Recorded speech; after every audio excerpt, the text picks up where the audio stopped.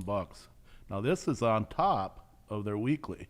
So like earlier when I was talking with Ken, I mean he's when he looks at the whole 4 week period. Again, it's 4 weeks, so you actually got to take these numbers for annual times 13.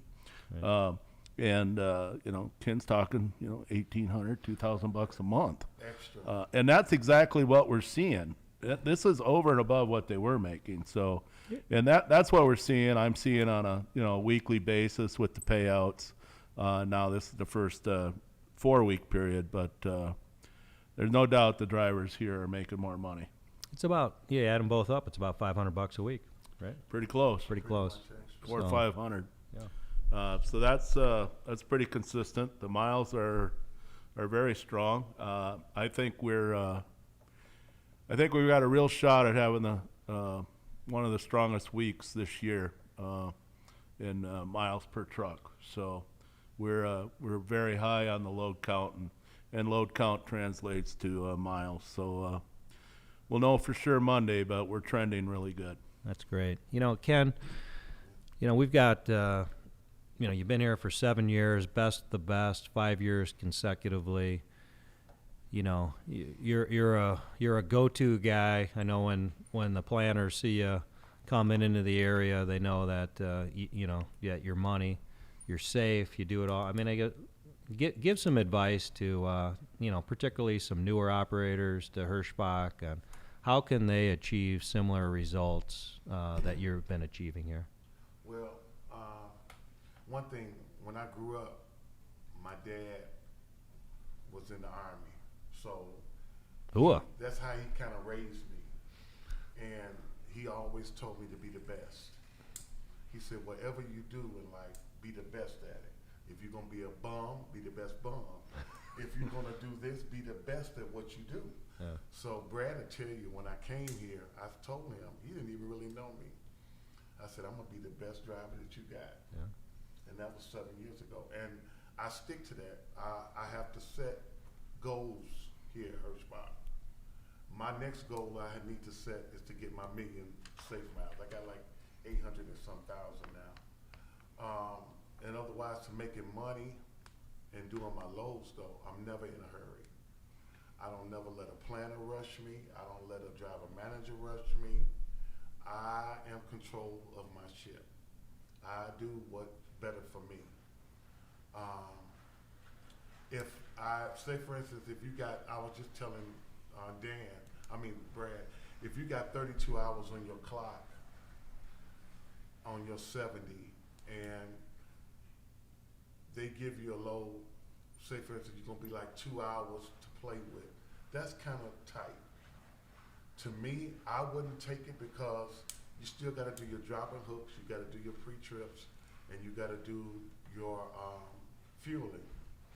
So you got to add all of those hours into it when you doing your trip plan. And if something happens, you accepted their load. So therefore, they could, if they wanted to, give you a service failure. Therefore, you're going to blow your money for your weekly bonus. So I don't ever take something that's going to really stress me out, unless they say, well, Ken, well, just do your best. If I do my best and I got it in writing, saying that, well, Ken, go ahead. If we need to, we'll relay it. That's the only way I would take a load like that. I don't ever put myself in a position where I don't have max control over. Also, the key thing at Hirschbach, you have to know how to trip plan. A lot of people don't really take the trip planning serious. When I take a load, I know where I'm gonna stop on pretty much on my 30-minute break unless I get sleepier before. I know when I'm gonna take my 10-hour break at. I know where I'm gonna eat at. You have to look at your map, look at your GPS, and say, hey, well, I can run this hour, I can run from here to there, I can do this and that. It's all about trip planning, you guys. That's how you make your money here at Hirschbach. They can give you all the miles in the world, but you're still not going to make them on time unless you know how to trip plan. Stay out of the truck stops unless you necessarily have to. Try to go to the customer and see if they'll let you park there. or somewhere close by, you can pull up to the consignee and say, hey, hit arrived at consignee.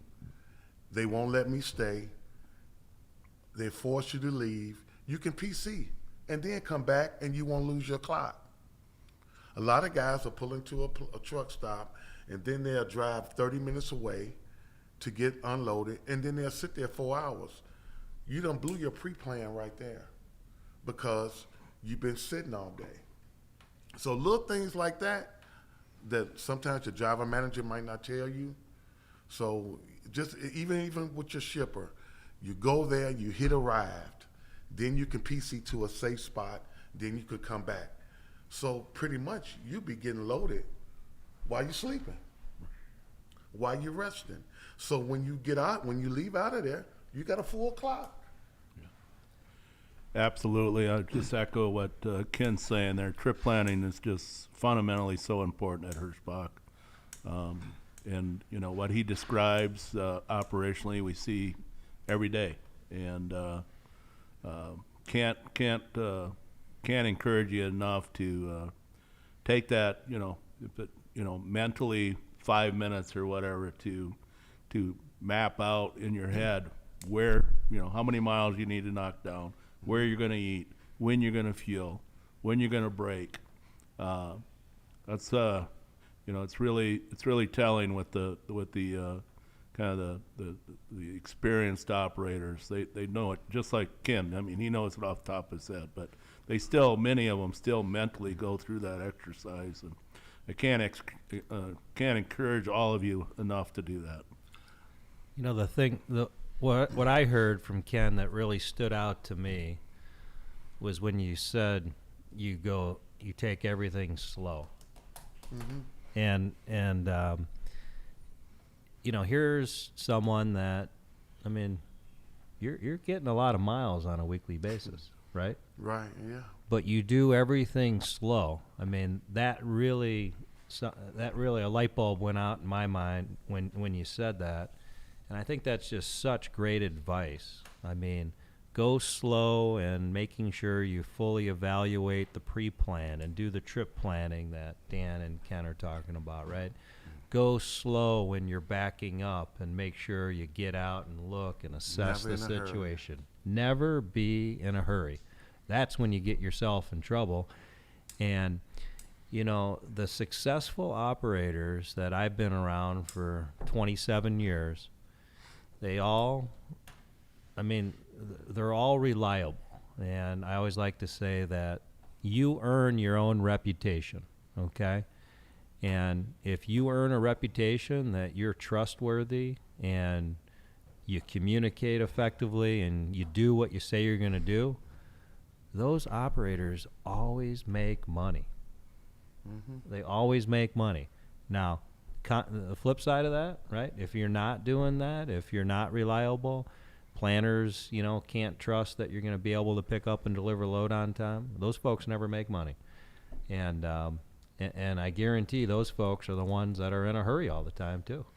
Right? Pretty much, what I see here when a lot of guys come out of orientation, they in such a hurry to get in the truck and get money. And so later on that night, 8 or 9 o'clock, they don't even have their iPad working in the truck, geotab.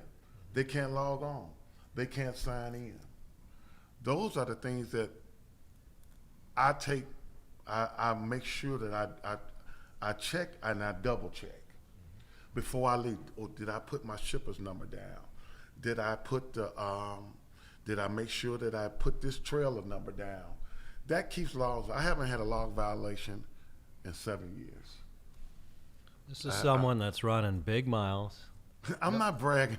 No, I'm just saying. I'm bragging. I'm just emphasizing the fact that you're going slow. True. You're not incurring log violations, and you're still running. Not only is it a lot of miles, but it's a healthy mixture of longer haul, medium, and short haul loads as well. True.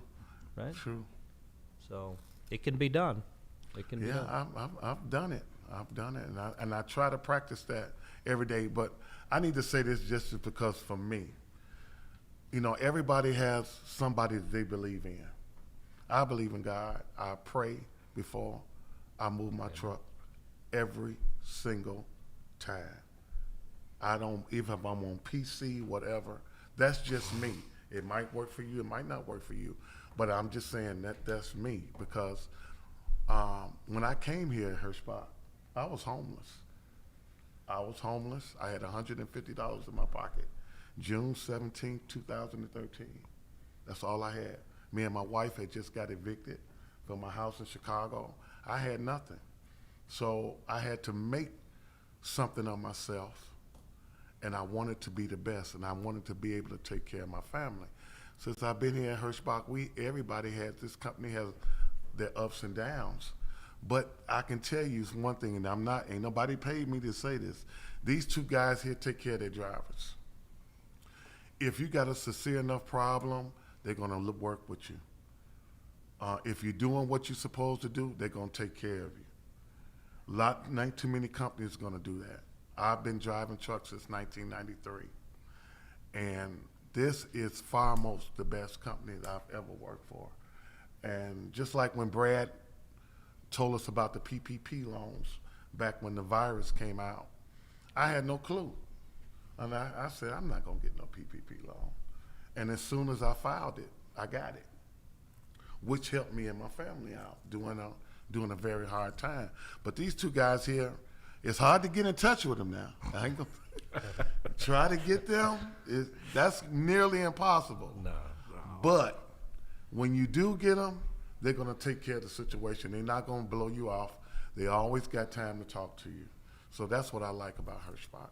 Well, thanks, Ken. Those are really kind words, and we're blessed here at Hirschbach. We've got great people in operations and safety and all over throughout the organization, and I know that they do a great job making sure the issues get taken care of. And if we need to get involved, we'll get involved.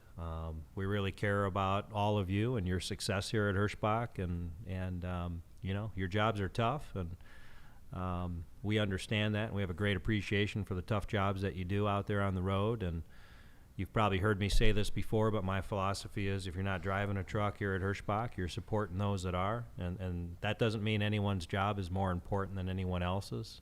This is a team sport here at Hirschbach, but we're a trucking company, and I'm damn proud of the fact that we are, and our drivers, they're the ones that are picking up and delivering the loads, and everyone else is there to make their tough jobs really a little easier. And we've got a great team here at Hirschbach, both in the trucks and outside the trucks, and it's a lot of fun. So anyway, Ken, those are really kind words to say. Thank you. We can't thank you enough for the incredible job that you do here at Hirschbach. You've earned, that's really a touching story, listening to your, I've heard it before, and every time I hear it, I get choked up, but you've truly earned every penny that you've made here at Hirschbach, and it's great having you a part of the team. Well, see, also, it pays to have a good driver manager. Nikki, I have to say it. Nikki Mook is like the best driver manager to me here at Hirschbach. She cares about her drivers, and she puts forth the effort to make sure that you're getting your miles, especially if you're doing what you're supposed to be doing. A lot of it has to deal with your attitude. If you come in there with a nasty attitude, me personally, I don't want to be bothered with you either.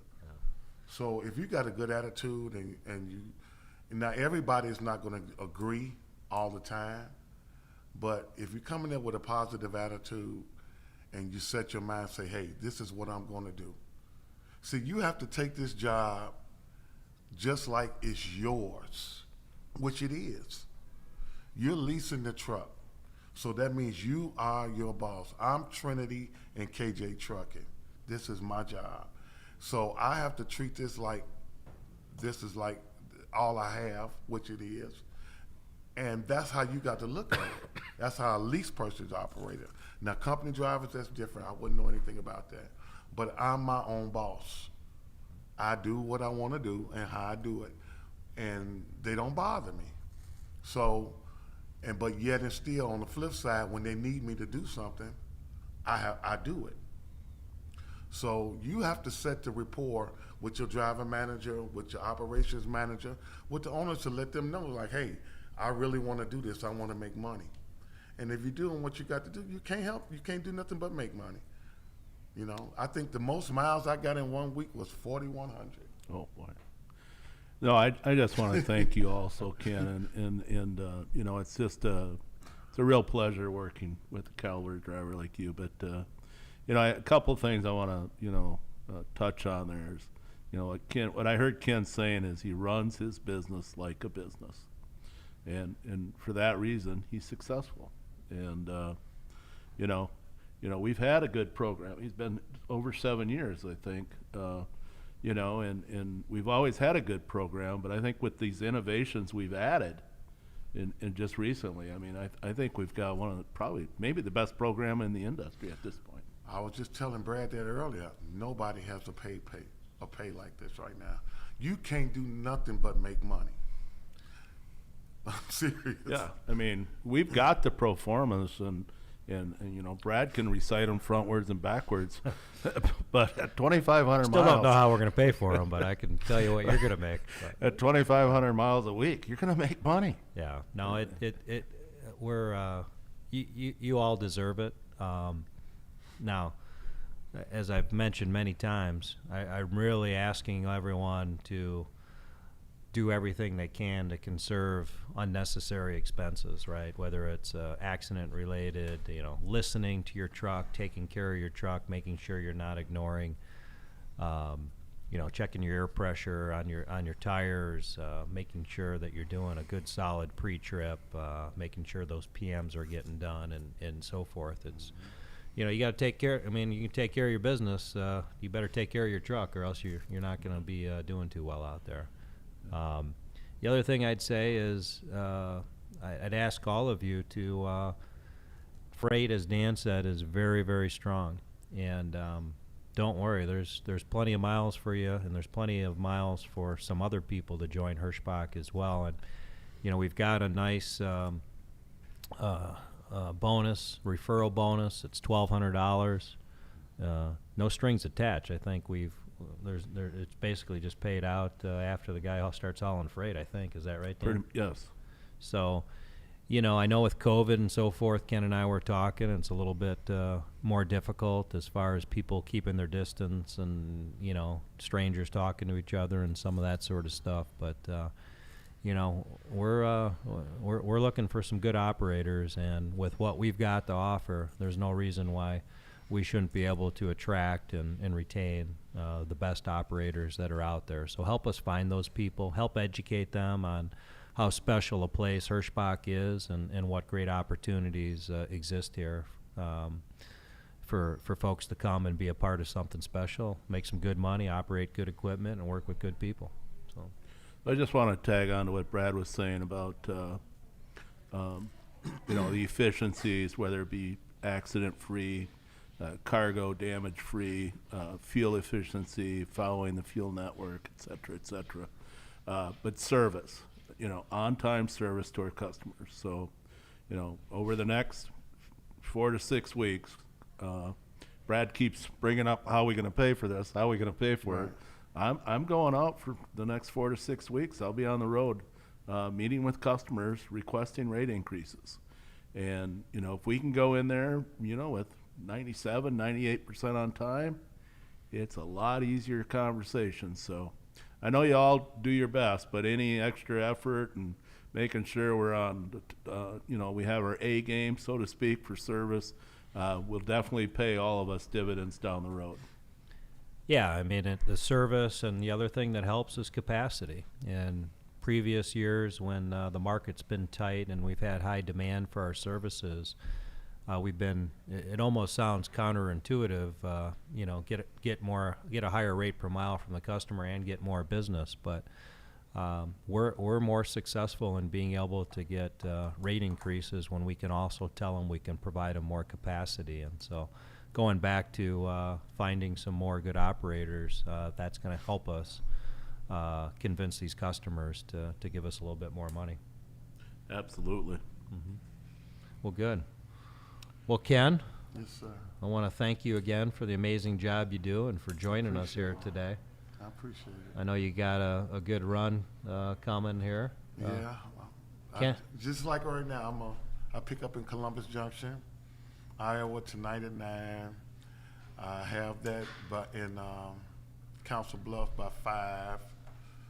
Then I got an extra hour. I drive to Lincoln, take my break, pick up out of Lincoln, and be in Tar Heel by Monday night. That's perfect. And then, Well, we got plenty of freight out of Tar Heel Monday. Oh yeah. well, and what's going to happen towards the end of next week, Ken? When you I got a brand spanking new truck. you got a new Freightliner, right? Yes, sir. They So got Ken- different colors, y'all. So yeah, we've got black, silver, white, and red. And Ken's preference is a black one, right? Yeah, I would like a black one. That's what I got. Yeah, I like the shine. The rims shine better, Yeah. you know. They're sharp. And, you know, Freightliners are good trucks. I had some truck issues this year, but even though I had a lot of truck issues this year with the Kentworth, that we're not really, you know, it was touch and go a lot of days, but I never gave up. I never still missed a load. I always communicate. See, that's another thing, guys. Communicate with your DM. A lot of people don't want to talk to their DM. You ain't got to talk to them. Send them a message. That's on them to answer it. If you're feeling a little tired at night and you got like 2 hours to go and you want to take a nap, don't force it. Pull over, find your safe place to take a nap. Say, hey, send your message. I'm not feeling the best, or I need to take a 20-minute nap. They'll look out. They can't do nothing but honor that, because they'd rather you take a 20-minute nap or be 20 minutes late than to have a wreck. Me, myself, when I start yarning, it's time to take a nap. I take a power nap. That's a good thing to do. When you yarn, find some way to pull over and take a power nap. Sometimes you can take a 10-hour break and had a lot of sleep and get up and ride an hour, and I still have to pull over and take a nap. What great advice. You know, the rules, the regulations, the hours of service, you know, those are the bare minimum. You need to follow those. But more importantly, you know, even though your logbook might say you got hours, listen to your body. Yes, and please, I eat right. That's the number one thing. You cannot eat all of that food and expect you can't go to the TA, eat the buffet, and expect to get in your truck and drive 500 miles. It's not going to happen. Plus, it adds a lot of weight. I was at I came in here about 320, and after a couple of years, I got up to 385, and that was killing me. And it caused me to have high blood pressure, pre-diabetic, a lot of other stuff. So I've lost 50-some pounds by not eating hard. I don't do that. Eat a salad, drink a lot of water. You know, those are the things that help me, because when your body is acting right, you can drive more miles. You know, and like I say, take it slow, y'all, and just take this as this is your business, that you ain't got nobody telling you to do what to do. You have to make your decisions. Don't blame it on your driver manager. Don't blame it on the planner. You accepted those loads. Don't take nothing that's going to put you in an uncompromising position, because when it's all said and done, Brad go home, Dan go home, you're still out here in this truck and you still got bills to pay. Well, unless I'm out there driving. Oh, that's right. He drives a little bit. He drives a little bit. I haven't seen it yet. We haven't seen the video you driving yet, but he drives a little bit. Yesterday, I went down to Monmouth. I took a good trailer down there. The volume in Monmouth has gone up, and so we needed some more trailers down there. I took a trailer down, and then I brought back an old trailer that we had sold yesterday. So, but 2 weeks ago, I went out there, put down some miles, and I think next week I'm going to go back out there. So I'm thinking about dragging Jelaine, my wife, out with me. That's a different story. Yeah. I remember I had my wife out. Ooh, Lord, I was looking for the next airline, the next Greyhound. Too much the next together time. rental-car place. They move everything in your truck, man. You know. Ken, you know she's going to be watching this, right? Oh man, please! I got that. I pay her. She gets a nice salary every week. All right. All right. Well, enjoy that new Freightliner. You've earned it. That's another incentive for all of you to be high performers. You know, you're a high performer. You're going to be first on the list for new trucks and so forth. So, seniority, performance, we take those things are really what we're looking at when we determine who's going to get the first trucks that come in. So, okay. Well, I know, Dan, you've got... Thank you, Ken. Thanks a lot, Ken. No problem. Appreciate you joining us here today. Tony's going to come and join us here in a little bit. But, Ken, thanks a lot, buddy. See you, y'all. Take it slow and stay safe. Great advice. Great advice. I know we've got... Dan's got a few other things before we bring Tony in. You know, one thing I wanted to mention, Chris isn't with us today, Chris Schmidt, who manages the dedicated side, but we also have a great new monthly bonus program that went in place on the dedicated side, and it's being paid out today as well. And so that's in place. And I know Chris has got, he's busy, he's got a lot of new business that's coming on board as well on the dedicated side. More details to follow, but we got a CO2 fleet for Cook, I know, that's going to be starting up is one of the items that's kind of interesting and different. We've got an expansion going up, excuse me, whoops. We have an expansion of the Nestle water fleet out of Michigan. I believe we're going to be adding 25 operators to that fleet. And with our largest customer, Smithfield, we do a variety of things from a lot of over-the-road business to dedicated to the spotting. We do some CO2 for Smithfield. Now we're going to start doing some live haul. We're going to haul some pigs. So out of Tar Heel, we're going to start with a couple trucks and start hauling that. So who knows where that'll go? Maybe that'll be something that we'll really enjoy and expand in the future. So I know Chris has got some, and his team has got some real good stuff, and many others that are cooking.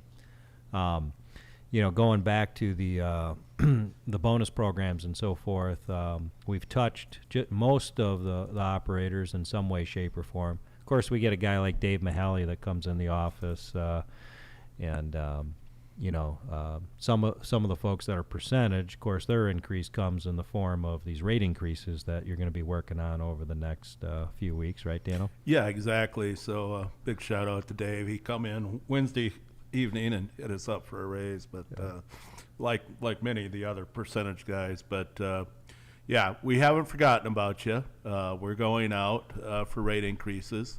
You guys can do the math, but pretty much we're out there in that 8 to 12% range, depending on how the customer's yield is. So you guys know what we run at. Add another, say just 10% to it, and you get your cut. So you're going to come out of this pretty healthy. I'd say. Really healthy, actually, if you do the math. Yeah. So be patient. We are going to get rate increases, and so the percentage guys.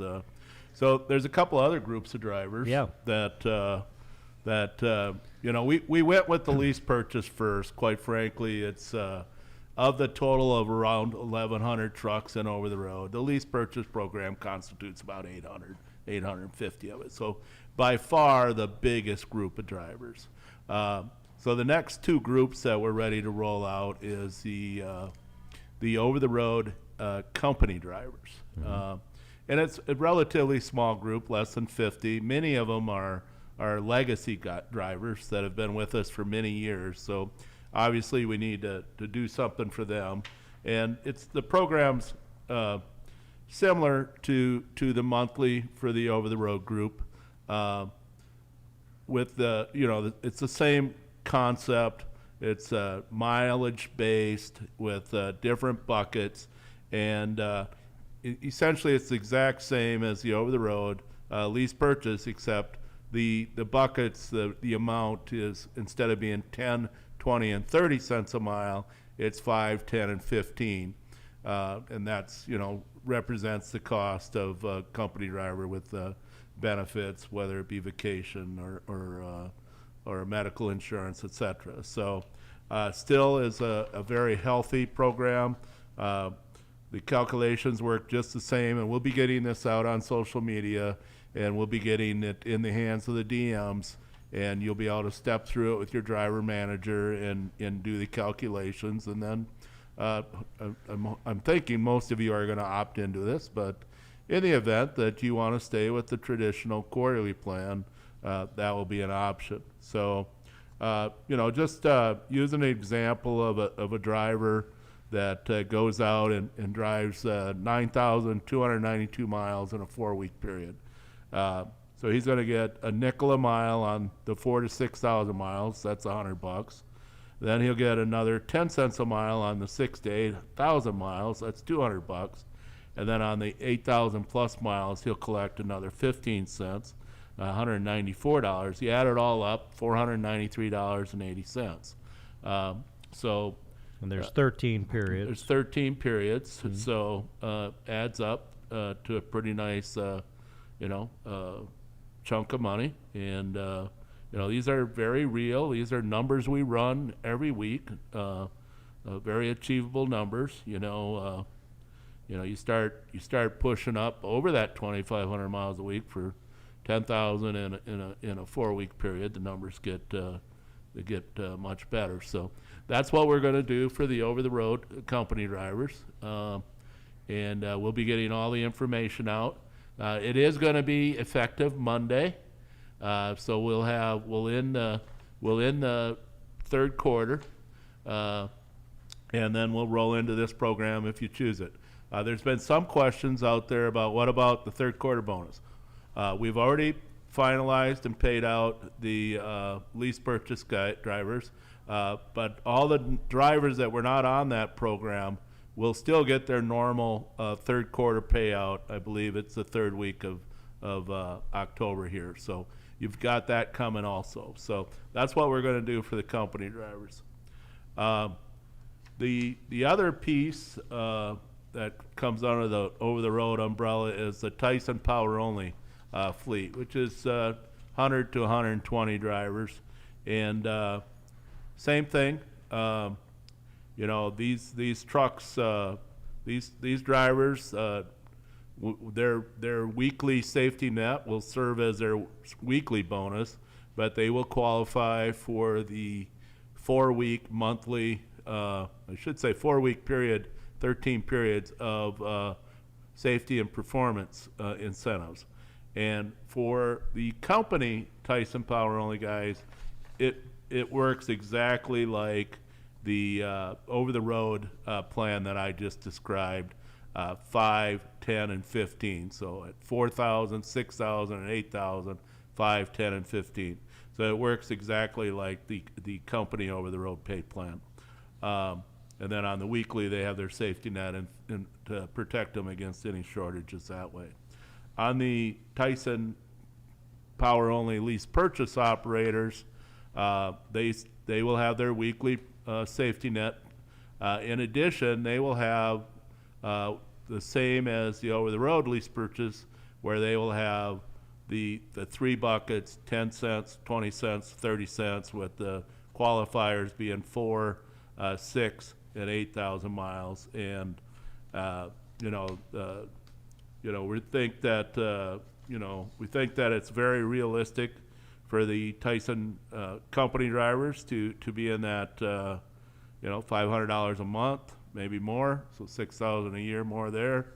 And then on the lease purchase, I mean, using the $9,292 example, it's just shy of $1,000. So again, these miles are very attainable. I mean, you're in the money at 4,000, and you're in the top bracket at 8,000. So we're getting those rolled out this coming week, and that that should almost cover all the OTR cost centers. We got a couple stragglers, and we're almost probably within a week we'll be prepared to make announcements on them. That's great. Did you want to, on the Tyson, did you want to talk any more about the lanes at all or anything? Or? Yeah, I mean, it's there's no secret out there that there's a truck capacity issue, and so what has happened this week with Tyson is, for the most part, they've had historically they've had pretty tight hiring areas.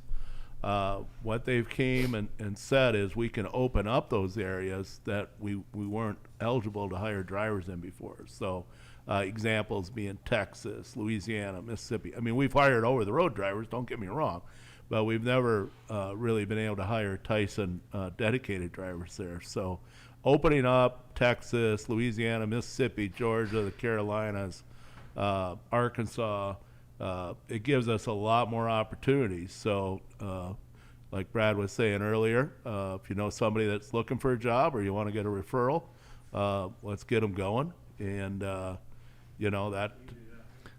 process is pretty clean.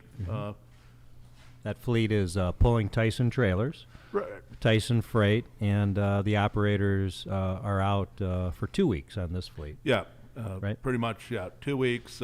Just the way the freight flows, promising guys are going to get home every week or every weekend. You know more than get out there and it's time to head back, and it just really wasn't working. So it's more of a 2-week cycle. But the drivers, it's most of it's drop and hook, no touch. There's some customer deliveries, but a lot of plant-to-plant stuff. We provide the driver and the truck, and they provide the trailer and the freight. So it's pretty clean operation. I would encourage all of you. We've got on the app. I'm trying to find out exactly where it is here. We've got all the opportunities that are available through the app, and why am I not finding it here? It's under One of the new businesses Chris's team has got started. This is some business out of Arkansas up to Chicago. So yesterday, Chris ran the drivers, and they have a way of seeing how far they live from where the business is, and so they identified a handful of over-the-road drivers that may be interested in running Arkansas to Chicago and back. So lots of opportunities in the market. Whether it be our traditional business, which is, we're kind of meatheads. I like to call us meatheads. But there's other things that are breaking loose. I guess I'd just share briefly that we are in the infant stage of starting up a kind of a high-value cargo division that looks promising. It's too early to say for sure, but definitely looks promising. Looks like there's a real niche there. So again, from a referral standpoint or from a business standpoint, if you know drivers are interested in hauling high value, there'll be more announcements coming on that. Yeah, pharma, tobacco, a couple of commodities that we're talking about. Cosmetics, alcohol. One thing that's really all the rage right now is these COVID tests thing. Oh yeah. I mean, it's crazy how many of them are being shipped around the country. So, on these dedicated openings on your app, I found it, and actually, Tony's going to come on. We're going to talk about the app, the Transfo app. But currently, if you go into the app in the upper right-hand corner where it's got that grid, if you scroll down in the middle column where it says Copilot, if you go down 1, 2, 3, if you go down 5 in the middle, it says Dedicated Resources. Click on that, and then there's the top one says Dedicated Openings. And there's a really nice layout of the current openings and the various dedicated fleets. It gives a nice description of where the freight runs and so forth. And if you live in the area that it operates, great. But if you don't, and it's an area that you want to live in, raise your hand and let's talk about it. We don't have a formal relocation program at this point, but we're having discussions internally about coming up with a relocation program for operators that maybe don't live in these areas. Or again, if you know someone that lives in these areas or wants to move into them, we'll have some more details on that pretty soon. But I know Dan's spending a lot of money here with these pay increases, so it's probably time for Dan to maybe go back and to the office and go find get some rate increases, go bring on some new good paying freight and help us pay for those, Dan. Well, we're going to do just that. Okay. So I appreciate everybody. Thank you, everyone. Keep up the great job. Stay the course, and everything that 2020 has thrown at us, from COVID to freight shortages to freight surpluses, we're gonna figure out how to make lemonade out of lemons. So be careful out there. Take care, and appreciate everything. And we'll have more information coming. Thank you. Thanks, Dano. Tony, you want to come on in? Bring in our next guest here. And while we're doing that, I couldn't echo enough what Dan said. I mean, we're figuring this COVID thing out. It's a pain in the butt for all of us, but we're figuring out how to adapt. And I guarantee you this, with the people we have in this organization, we're going to come out of this thing very strong on the opposite end here. And and here's Tony. What's up, Tony? So a beautiful day, Brad. Thank you for inviting me. Good to have you back. I think we had you on one of the earlier podcasts during Driver Appreciation Week, I recall. We did. It was a good time being up here. Yeah. I don't know, what were we talking about then?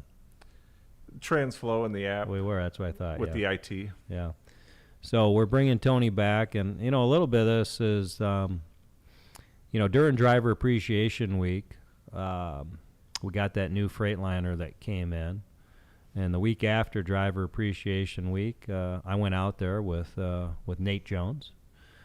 And, not only were we experiencing the new truck, but I was experiencing the TransFlow app. And I can operate the vehicle, but I had never really gone through kind of the formal training, if you will, on, how to use the computer system and so forth. And so I asked Nate, who's a trainer, I said, treat me like a trainee and have me do everything. And so, and the biggest change to, in addition to operating the equipment, was doing all the computer work. And so I was able to experience firsthand what it's like to use the TransFlow system over the, whether it be the app on my phone or whether it be the app on the tablet. And I know that we've had some growing pains and challenges with the new system over the course of the last year. And I wanted to feel and experience that firsthand. And really today I wanted to kind of tell you about what we've been doing. And so I got that experience, and some things were good, some things I didn't think were as good as they could be. And so what we've done is we formed a committee. Tony and I were on it. Warren, who's representing the IT department. And then we had, in addition to that, we had, Nate Jones was in the group. Who else do we had? We had Chris Butler. Chris Butler from the Mount Air from out east was in the fleet. Dustin came up from Denton, from orientation up in Denton, to be part of the group. Similar to Tony, he's working with a lot of our new operators and training them on how to use this system. And then Mark was with us as well. And so we had a nice group involved, and what we did is we just said we're going to redesign this system, which frankly we designed to begin with. This is not an out-of-the-box system that we have here today. This is a system that we developed in conjunction with TransFlow. using an existing hardware from Geotab that connects us to the ECM and provides e-logs. But really, the making this all work the way we see it work is a project that we did with TransFlow, and it's good in a lot of respects, but it's not great, and there are some stability, functionality issues that have been addressed or will be addressed. Some of those might be, getting logged off, for example, or having your duty status change. What were some of the other, we'll call it, stability, functionality issues that were not working the way they should? We've seen the logging off instability, but Bob and the IT team had released a version update that helped with the black screen and the logging off. So we're not seeing nearly as much of that anymore. The other one is it'll ask you to reattach to your truck when you're out on the road. Okay. And I got a couple screenshots of that, not only from myself but other drivers. So we'll be looking into that as well. Why we're seeing that? Good. So we've got some things that and I guess speed on the tablet was another item that we talked about. The speed and using the app over the phone seems to be quite a bit more responsive and quicker than it does on the tablet. So that's something we're going to be kind of diving into. But the other thing that we did, and we spent 2.5 days basically. With a lot of good input. I took 18 pages of notes, so a lot. And most of this was, how do we redesign this thing so it is by far the easiest and fastest and the best system that's out there in the industry. And fortunately, we have a really great IT department that's able to make some changes to it. And we've got a great partner in TransFlow that is going to be coming up here. I think is it the week after next, or is it next week? It's the week after next. Yeah. I believe October 20th or so. So all of these 18 pages of notes, which is this collaborative effort from this group that I talked about working together, all those notes are going to be communicated to the TransFlow people and to our IT staff, and they will decide, who does what. Some of the stuff TransFlow people do, some of it Hirschbach people do, some of it they'll do together. But at the end of the day, we are going to make this thing the best system that's out there. And I'm pretty excited about what some of the ideas and that we came up with. It's very exciting to hear about. So we had to hear the challenges, what the drivers were facing. Mm-hmm. And then coming up with fixes or solutions for it. To be able to interact with this, what we're thinking of, it's going to be dynamic for the drivers out on the road. The ease of use and simplicity, but fully functional. Yeah, you almost won't need to be trained on it. It'll be very intuitive to use. Some of the ideas that we have, the whole, one I think that's kind of neat. There's a lot of them, but we're going to make the tablet function and look the exact same way that it works on your phone, basically. And so we use the phone app really as the basis for making changes. And, there's some good stuff. I know the 3 bubbles on the top, for example, we're going to keep that hours of service in the middle, but that announcements on the left side is really going to become a library of videos with different departments or sections, whether it be videos like this that we're doing on a weekly basis, this video podcast, which has its own little banner, it says in the box with Brad or what have you. That'll be one section within the announcements. We'll have another one on, equipment, safety, you name it. We'll have all these different ones. And when something new gets put in there, we're planning on having a little bubble that shows you, how many unseen new announcements you have not looked at. And similar to an email, for example, once you view them, your bubble count will go down. On the right-hand bubble, we're planning on showing you all of the career opportunities at Hirschbach, which is kind of cool.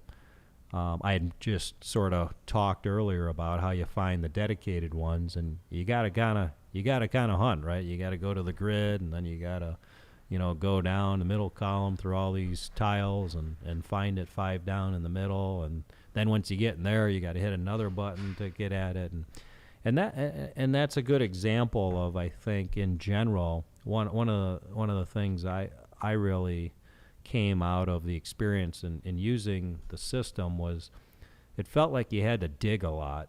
You might have to go like 3-4 layers in to get to where you needed to do your pre-trip or your DVI or attach the tractor or trailer to the logs. And so what we're talking about is really sort of one, you can just hit one button, if you will, and get at these things pretty easily. I think a big change that we're looking at too is the ease of using the load screens. Yeah. There's some challenges some days with sliding that bar. Yeah. And we're going to be changing that. So get rid of the bar. Yeah, I know I struggled on the tablet getting all the way across that screen. So it'll just be more of a touch button type of thing.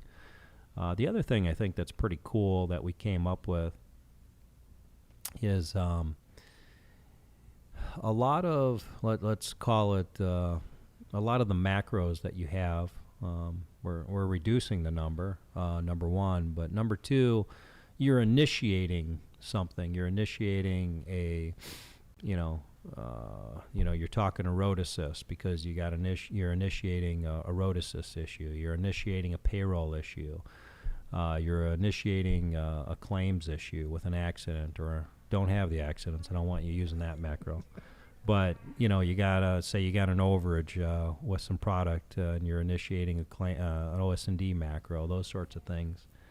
What we're envisioning is that almost like a ticket being opened. You're initiating a ticket, and we would have visibility to it like we do now, but so would you. And as that ticket is being touched internally by different people, you will receive updates on that issue, on what's going on with it, until ultimately that issue's been resolved. And we will say when we think it's resolved from, say, the non-driver end, the person that's helping you out, but you are the one who's going to officially say it's resolved to your level of satisfaction. And you'll be able to, any issues you've got out there that are open, you'll be able to see these issues that are open and the latest status of them, and go back and look at historical ones if you want to, of issues that you've had that have been resolved. And I think that's really exciting for you to be able, not have that uncertainty or that question, hey, is this getting taken care of? Is it being worked on? So on and so forth. And I know how frustrating it can be to not get an issue, to not know what's going on with the issue, even though something might be happening with it, or to have that issue not get resolved.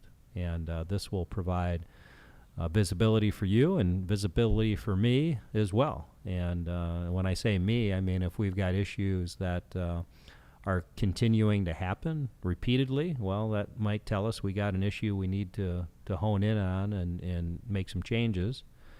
And if we've got issues that are not getting resolved in a timely manner, we'll be able to see that as well. And so I'm pretty excited about that, and I know everyone else on the committee is as well. I think another benefit to the macros and the driver services ticket will be the ease of use to the driver and filling these out. Yeah. Just simplifying it. Well, and a lot of you go back to the loads. We eliminated a lot of information we're asking you for now when you're doing your loaded call or empty call or something like that. A lot of information we've eliminated and really gotten it down to just a few basic items.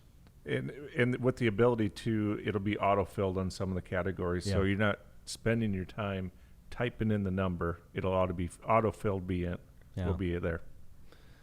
So anyway, I wanted to bring you up to speed. We're moving pretty quickly here. Of course, we'd love to wave the magic wand and have this thing in place yesterday, but if you have any, frustrations and with the current system, let us know what those are, and but understand that we're digging in deep, and we're moving fast, and this system will end up being the best system that's out there in our industry. I'm very confident with the input of the entire group. I mean, there were 7 of us, and the old saying, 2 heads are better than one. Well, you got seven folks in there that were all bouncing ideas off of each other, or one idea would start and then someone would add something on top of that would add someone else on top of it, and so forth. And I'm pretty sure that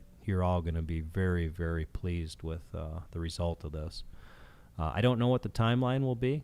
The other thing we dug into was the turn-by-turn directions quite a bit.